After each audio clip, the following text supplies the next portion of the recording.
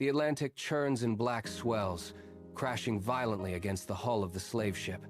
Below deck, the air is thick with salt and despair. Chains rattle against wooden planks as Samuel pulls Amma, Josiah, and Lila into a tight huddle. Lila whispers, "Papa, are we going home?" Samuel grips her shoulder, staring into the darkness. On deck, Captain Edward Hale paces with a leather whip and a Bible. "God has blessed this voyage," he shouts. Miles away, Reverend Elijah Whitmore slams the pulpit, bellowing that God calls for obedience. Outside the church, whips crack across the fields as laborers collapse. Thomas Whitmore watches from the door, his grip tightening in silent conflict. Suddenly, the ship heaves as a massive wave slams into the deck. The mast snaps with a deafening crack. Captain Hale drops to his knees, screaming for mercy while clutching his Bible. Below, icy water pours through the seams. In the face of death, Amma begins a low, rhythmic hum.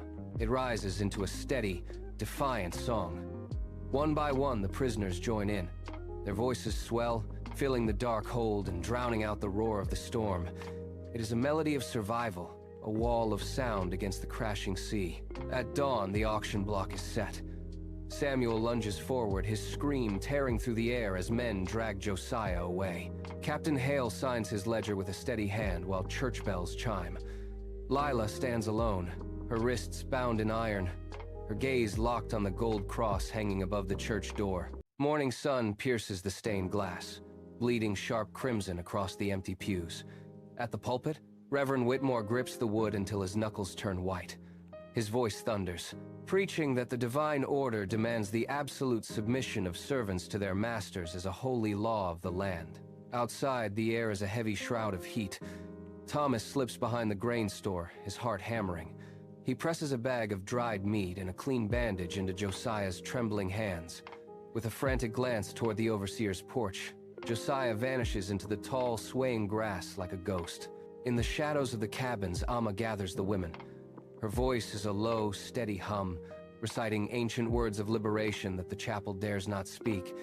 Samuel stands in the doorway, clutching a small wooden cross carved from a fallen branch, his eyes searching Amma's face for a single flicker of hope. The church bell tolls for noon, a heavy iron sound. Thomas approaches the square expecting a scold, but finds a nightmare instead. His father stands there, pointing a gloved finger at a kneeling man. The lash tears through the air, then flesh. Thomas freezes. He stares at his father's face. It is calm, detached, and utterly cold as blood pools in the dust. The hymns he heard an hour ago turn to bitter ash in his mind. He feels his own fingers digging into his palms until they bleed, the rhythm of the strike echoing against the hollow silence of his own conscience. He walks away, changed forever. Isaac Turner pulls a crumpled, yellowed Bible page from his sleeve, a hidden treasure of forbidden hope. He slides it across the cold dirt floor to Josiah. Josiah traces the fading ink with a trembling finger, struggling to sound out the heavy words about freedom and justice.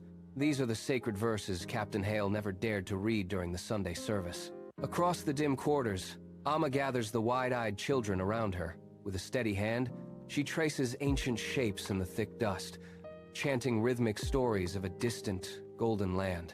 She speaks of ancestors and warriors, keeping the flickering memory of their true names alive against the darkness of their current world. The children listen, absorbing a history that cannot be shackled. Meanwhile, Captain Hale stands on the sun-bleached deck of his ship. He calculates the blood-stained profit from the latest voyage, tapping his heavy ledger with a rhythmic, mechanical click. He recalls the story of John Newton, a man who traded ships for sermons. A sharp, sudden knot tightens in Hale's chest as he looks at the rusted chains, but he turns his back to the hold. Profit silences his conscience. Deep in the dark corner of the barn, Josiah finds a scrap of charcoal and a discarded piece of parchment. His hand shakes, yet he scratches the names of the families torn apart at the docks. He writes slowly, pressing hard into the paper, a final act of rebellion. He hides the list under a loose floorboard. History will not erase them. He will be their witness. Smoke chokes the horizon as the plantation fields turn into a roaring furnace. Orange flames lick the sky, consuming the season's harvest in a hungry rage. The townspeople swarm the perimeter, their faces twisted with a blind, unearned fury. They point fingers at the workers, shouting accusations that burn hotter than the fields themselves. Reverend Whitmore stands atop a wagon, his voice booming over the chaos. He claims the fire is an act of defiance, demanding absolute obedience to tighten his iron grip. But amidst the madness, Mary Whitmore slips into the shadows of the slave quarters. She finds Lila wounded on the dirt floor, pressing a cold cloth to her burned leg. Mary passes a heavy satchel of supplies to Emma, whispering a silent promise before vanishing back into the night. Near the woods, Thomas and Josiah watch, their eyes meeting in a shared, dangerous pact to escape this suffocating reach. Suddenly, the mob's collective fury turns toward the center of the field. They drag Samuel from his shack, his wrists bound tightly by heavy rope. The crowd cheers, a hollow and terrifying sound as they shove him toward the rising gallows. A man holds a flickering torch near Samuel's face, declaring him the arsonist to the howling winds. "He did it!" they scream, though no evidence exists beyond their own hate. As the noose is prepared and the wood creaks under the weight of injustice, Samuel stands tall. He does not beg. He simply watches the fire he did not light. Samuel stares into the distant dark, knowing the truth of the fire will die with him tonight. The embers glow as the world goes silent. Captain Hale stood alone on the deck, the Atlantic wind cutting through his heavy coat like a blade. Below the floorboards, a rhythmic clanking of iron chains beat against the hull. He gripped the railing so tightly his knuckles turned bone white, listening to the wood groan beneath his boots as the ship pitched. In his cabin, the ledger lay open, its ink-stained pages detailing the cruel price of human lives. Hale turned to see Moses standing by the hatch, eyes fixed on the horizon. Nearby, Sharon knelt with trembling hands, wiping salt from the iron shackles. The storm began to hammer the ship, lashing their faces with spray. Hale walked to the center of the deck, his breath visible in the freezing air. He faced the dark, churning water, his soul finally breaking. "I called evil good," he shouted over the roar of the waves. "And I called myself righteous." Moses stopped his work. Sharon stood up, her gaze locked on the captain. The haunting melody from below ceased instantly. A heavy silence settled over the Atlantic, deeper and more terrifying than the ocean itself.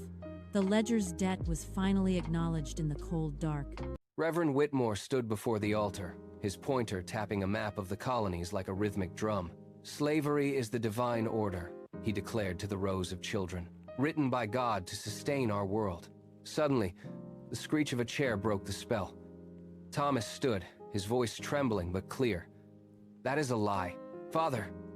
Silence flooded the room as Whitmore's face turned a vein-pulsing red. Later, in the quiet garden, Lila watched Amma scrub a stained cloth with exhausted hands. "Why do they hate us so much?" the girl asked softly. Amma did not look up, wringing the fabric until water pooled in the dirt. "Some people are taught cruelty before they are taught love," she whispered. The weight of her words hung heavy in the humid evening air. As night fell, Thomas reached for the latch of the shed where Samuel was locked, but a shadow loomed. Whitmore emerged, his grip like iron as he dragged his son to the center of the yard. Without a word, the cane rose and whistled through the air. Strike after strike landed on Thomas's shoulders as he collapsed to his knees, shielding his face in the dirt. Through the wooden slats of his cage, Samuel watched, his knuckles turning white as he gripped the bars in silent, helpless agony. Josiah crouched low behind the weathered stable, his breath hitching in his dry throat. He clutched a folded, ink-stained map in his sweat-drenched palm, feeling the weight of their only hope. Every shadow seemed to stretch toward him as he waited in the suffocating silence of the estate. Nearby, Charmaine emerged like a ghost from the darkness. She pressed a small, brass key into his hand, her eyes locked onto the main house with unwavering focus. Her grip was firm, a silent command to move now. On the porch, Captain Hale paced, his heavy boots crunching rhythmically against the loose gray gravel. Hale stopped abruptly, staring toward the horizon as his face turned ghostly pale. He clutched his side, scanning the yard with predatory intent. Then, a heavy metal latch clicked open with a sharp, metallic ring that pierced the air. "Release the hounds!" he roared. Josiah turned and bolted toward the tree line, his heart hammering against his ribs like a trapped bird. He sprinted past the edge of the clearing, his feet pounding the cold earth in a desperate rhythm. Behind him, the frantic, high-pitched barking of the dogs shattered the night, their predatory howls closing the distance with terrifying speed. He could hear their claws tearing at the soil just inches from his heels. Josiah dove into the thick brush, shielding his face from whipping branches. He vanished into the deep, dark forest shadows, leaving the baying hounds behind as the woods swallowed him whole. Captain Hale stood tall on the wooden pulpit. The air in the church grew heavy as a suffocating silence fell over the congregation. Hale gripped the lectern so hard his knuckles turned white, his shadow stretching across the floor. "I have spent years captaining ships carrying human cargo," Hale suddenly shouted, his voice echoing against the rafters. "I am a sinner. This trade is a stain upon our souls." Reverend Whitmore stood up, his face reddening with fury as he pointed a shaking finger. "You are a traitor!" Whitmore bellowed. Dave and Sharon watched from the pews, their eyes darting between the two men. Hale reached into his coat and pulled out a stack of heavy ledger books, slamming them onto the wood with a thunderous crack. "These pages detail every voyage," Hale yelled. "They list the names of the leaders who funded these ships." The room froze. As Whitmore lunged for the books, Dave stood firm to block his path.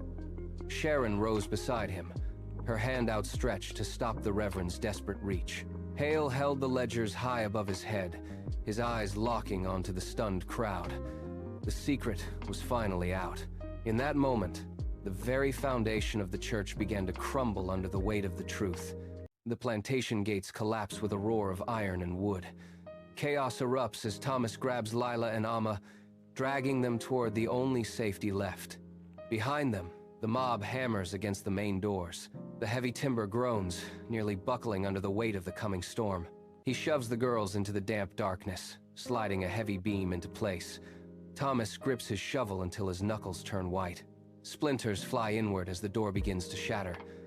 He stands his ground, a lone sentry against the rage. Miles away, the chapel doors fly open. Samuel strides down the aisle, his eyes fixed on Reverend Whitmore. Without a word, he drops a stack of heavy ledgers. The pages scatter like autumn leaves across the floorboards, each one a silent witness to a hidden crime. Whitmore leans over, his trembling fingers tracing the ink lists of families sold into bondage by him and his families, relatives for centuries while playing Christians who are only Catholic pagans. He looks at his hands, then up at the wooden cross, finding no comfort there. His grip fails. The Bible hits the floor with a heavy thud. The Reverend sinks to his knees, his face drained of life, as his sins are finally laid bare in the silence. Decades have passed since the ships left the coast. The shoreline is quiet now, save for the rhythmic crashing of waves against the gray sand. Survivors stand in a line, their faces etched with the deep lines of long lives. Josiah stands at the front, holding a weathered piece of parchment.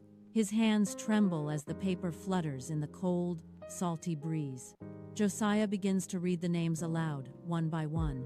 Each name hangs in the heavy air, a haunting reminder of families shattered by the trade. Behind him, Captain Hale lies on a makeshift cot, his breath shallow and labored. The man who once commanded the seas is now reduced to a frail shadow of his former self. Hale reaches out, gripping Josiah's sleeve with a frantic, desperate strength. He whispers a plea for mercy, his eyes searching the horizon for a peace that remains elusive. Amma steps forward, her gaze fixed on the dying man. She does not reach for his hand. She speaks clearly, her voice cutting through the wind. Grace, without truth, is not grace. The silence that follows is absolute. Lila moves to the water's edge, carrying a bundle of rusted iron shackles. She stops where the foam touches her feet. With a sharp, sudden motion, she flings the chains into the deep. They sink without a splash, swallowed instantly by the dark, churning tide. The survivors watch the spot where the iron vanished, turning their backs to the sea as the sun sets.